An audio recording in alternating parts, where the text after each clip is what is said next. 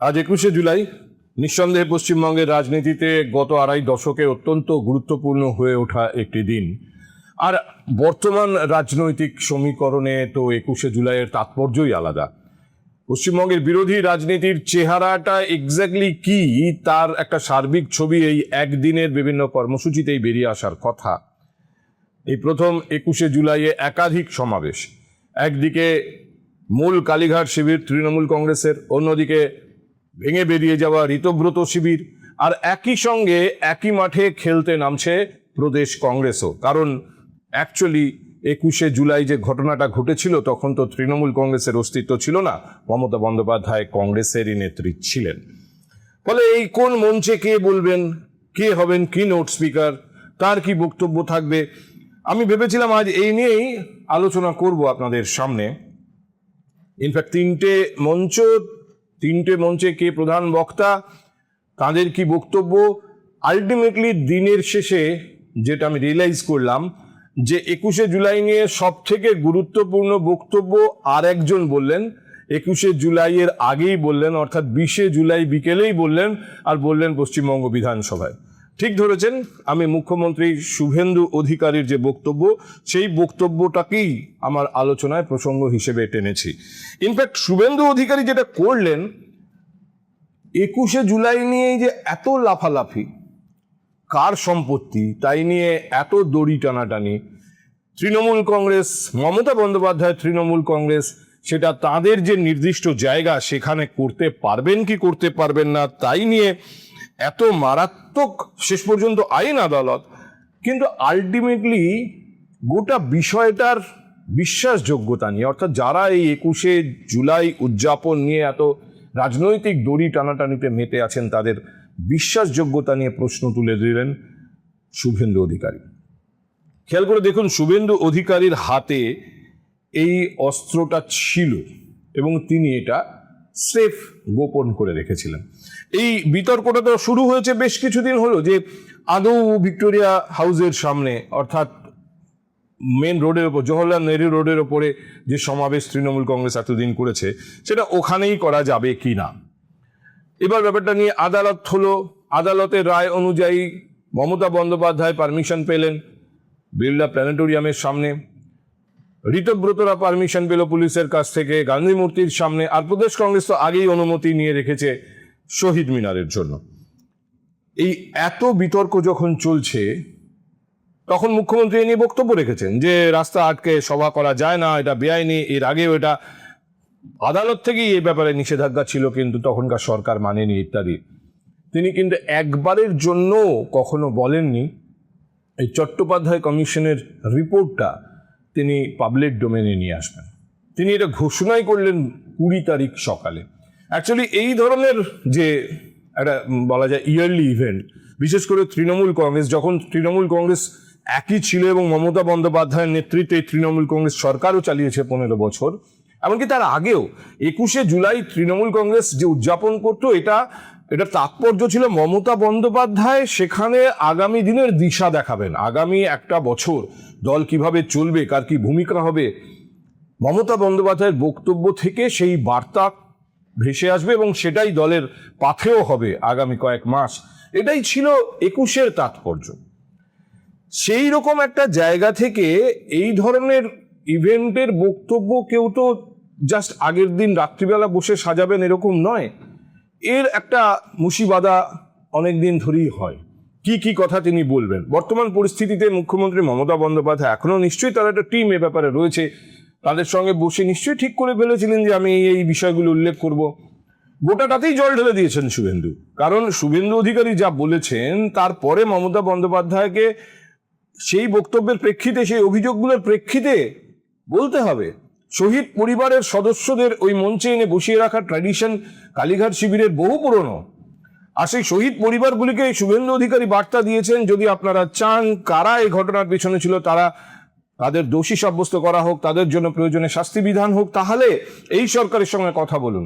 যদি আপনারা চান কমিশন যে ক্ষতিপূরণের সুপারিশ করেছে, যে রিপোর্ট চেপে রেখে দিয়েছিল মমতা বন্দ্যোপাধ্যায়ের সরকার, আমি মুখ্যমন্ত্রী ত্রাণ তহবিল থেকে ক্ষতিপূরণ দেব, কিন্তু আপনাদের এই সরকারের সঙ্গে কথা বলতে হবে, এই সরকারের সঙ্গে আলোচনা করতে হবে, এবং আপনাদের মানসিকতা হতে হবে যে মূলত যেটা এই কমিশনের সুপারিশ সেটা মানা হোক। বার্তা খুব স্পষ্ট। এবার শহীদ পরিবারের কতজন সদস্য গিয়ে সেটা আপনি তৃণমূল কংগ্রেসের এই ফ্র্যাকশন বলুন, ওই ফ্র্যাকশন বলুন, এমনকি কংগ্রেসের মঞ্চই বলুন, তারা গিয়ে বসবেন এ ব্যাপারে যথেষ্ট সন্দেহ আছে। কিন্তু সে বসুক বা না বসুক সেটা বড় কথা নয়। শুভেন্দু অধিকারী যেটা মুখ্যত করলেন সেটা হচ্ছে যে এই উদযাপনটা কতটা রাজনৈতিক এবং এক অর্থে স্বার্থপর উদযাপন সেটা তিনি স্পষ্ট করে দিয়েছেন। এমনিতেই দেখুন, বিশ্বকাপে আর্জেন্টিনা হেরেছে তা নিয়েও আমি সোশ্যাল মিডিয়ায় কটাক্ষ দেখেছি যে নীল সাদাদের আজ সময় ভালো যাচ্ছে না। আর্জেন্টিনার জার্সি রং নীল সাদা, মমতা বন্দ্যোপাধ্যায়ের পছন্দের রঙও ছিল নীল সাদা। মমতা বন্দ্যোপাধ্যায়ের যে সময় ভালো যাচ্ছে না আমি তো আপনাদের শুনিয়েছিলাম, মমতা বন্দ্যোপাধ্যায়ের দলের যে মুখপত্র সেই মুখপত্রের এডিটোরিয়ালে লেখা হয়েছিল। আর তার থেকেও খারাপ সময় সম্ভবত যাচ্ছে অভিষেক বন্দ্যোপাধ্যায়ের। চোখের চিকিৎসার জন্য বিদেশে যেতে চাইলেন, কিন্তু আদালত সেই গুড়েও বালি ঢেলে দিয়েছে। পরিষ্কার বলেছে এসএসকেএম এর যে সমস্ত চক্ষু বিশেষজ্ঞরা আছে তারা আগে দেখুন, বা কোনো সরকারি সেট আপের তারা যদি জানান যে না এটা চিকিৎসা বাইরে গিয়েই করাতে হবে, তখন আপনি বাইরে যাবেন। তো অভিষেক বন্দ্যোপাধ্যায়কে কটাক্ষ করতে ছাড়েননি স্বাস্থ্যমন্ত্রীও।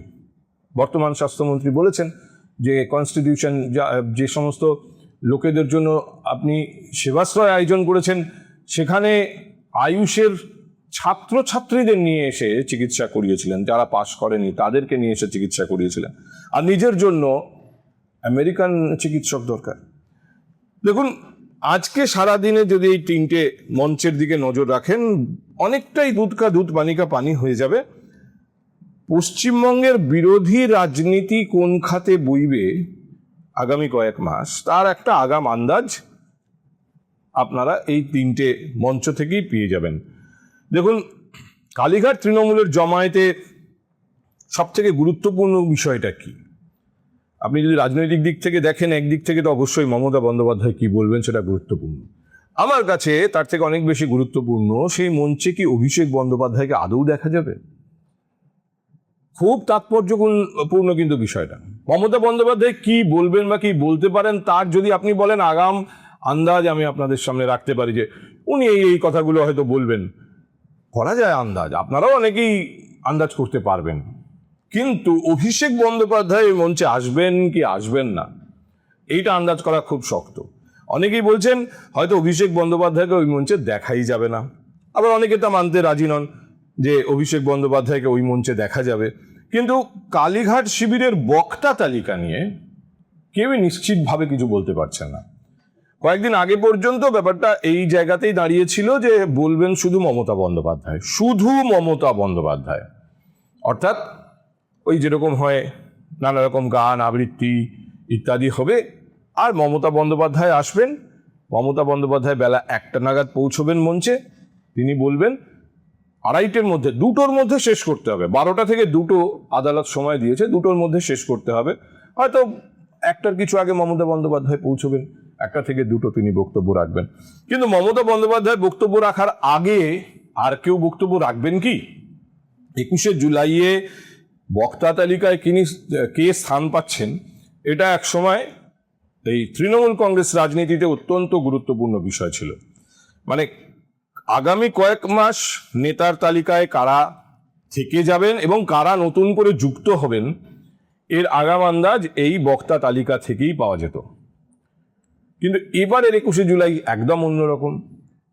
একটা খবর বেশ কয়েকদিন আগে পর্যন্তই স্ট্যান্ড করছিল যে মমতা বন্দ্যোপাধ্যায় বলবেন, আর কেউ বলবেন না।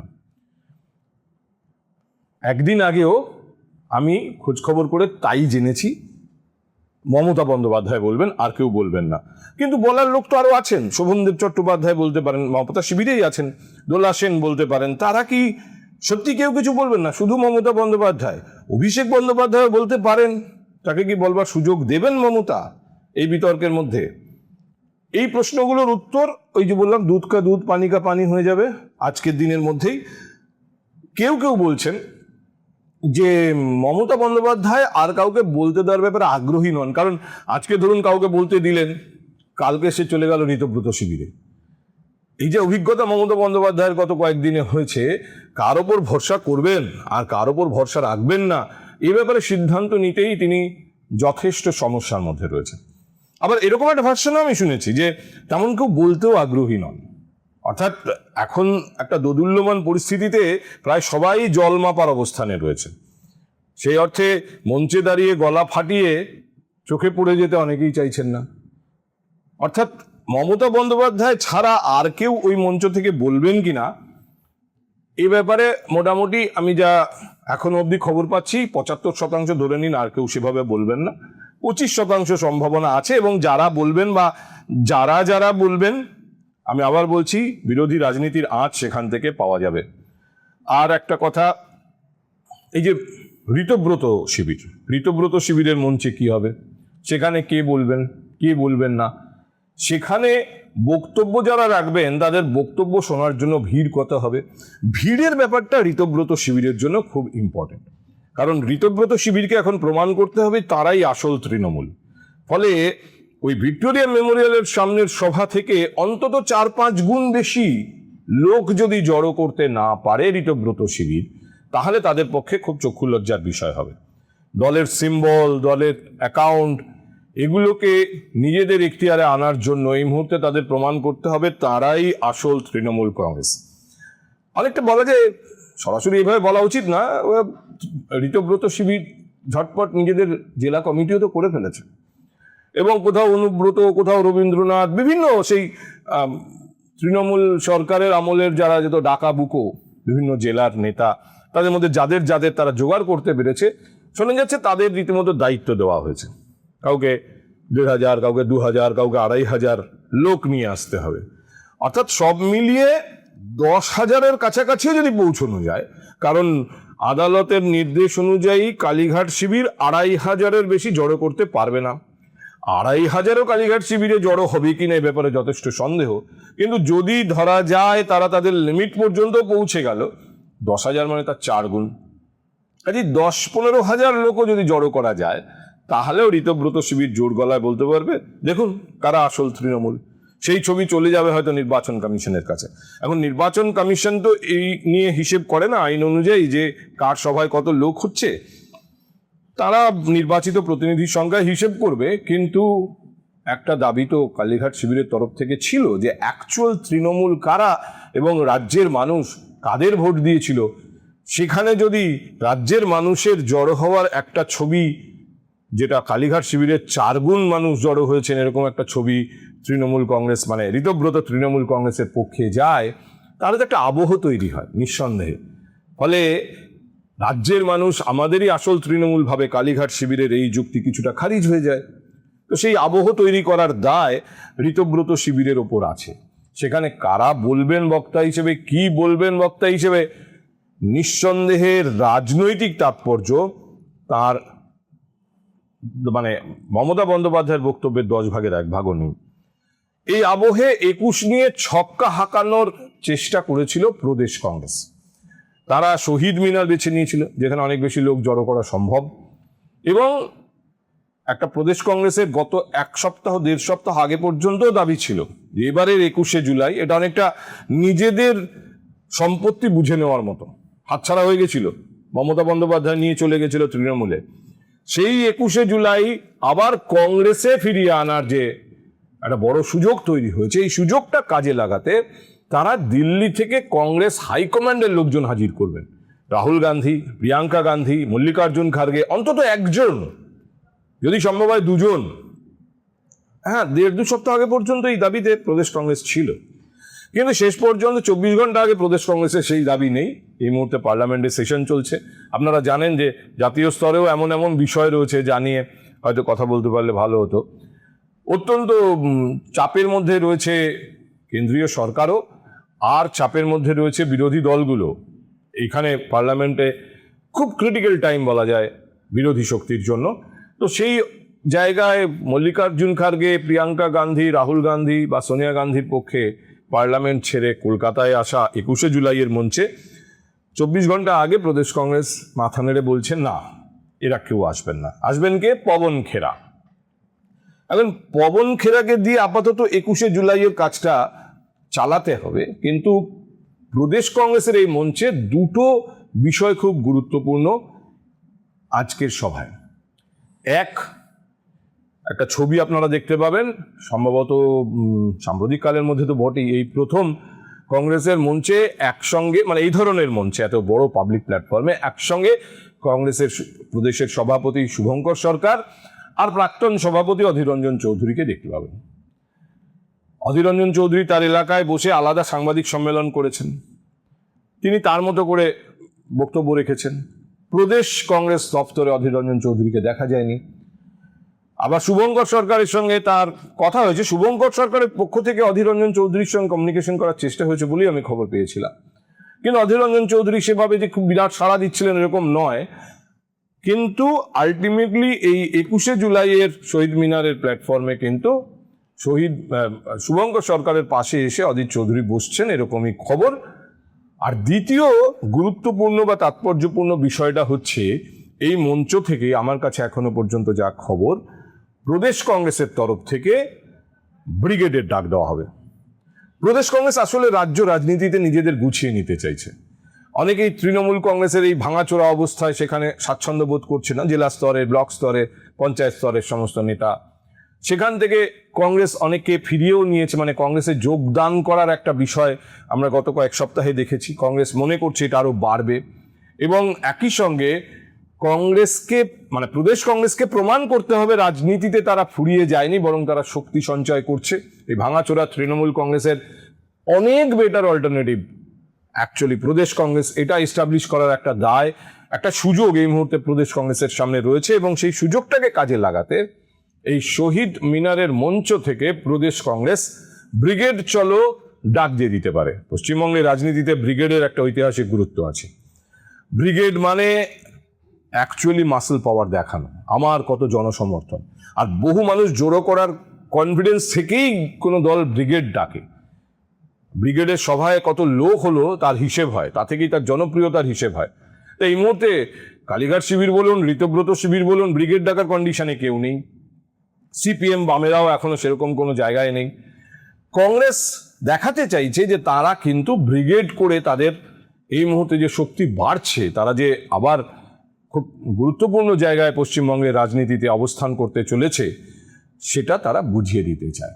তবে ব্রিগেড মানে এমন একটা বড় বিষয়, এর পিছনে খরচাপাতিও হয় বিস্তর। তো ব্রিগেড সাধারণত নির্বাচনী আবহেই হয়। আগামী 2-3 মাসের মধ্যে যদি নির্বাচন থাকে, 4 মাসের মধ্যেও যদি নির্বাচন থাকে, মূলত বড় নির্বাচন, তাহলেই রাজনৈতিক দল ব্রিগেডের কথা ভাবে। তো প্রদেশ কংগ্রেস হঠাৎ এই সময় ব্রিগেডের কথা ভাবছে কেন?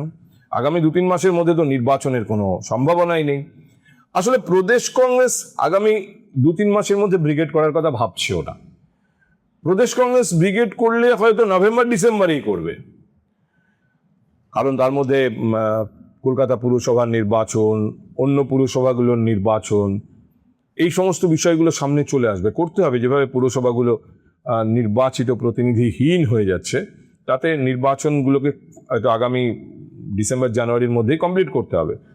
কলকাতা পুরসভার নির্বাচন তো নভেম্বর বা ডিসেম্বরে হবে বলে মোটামুটি নিশ্চিত।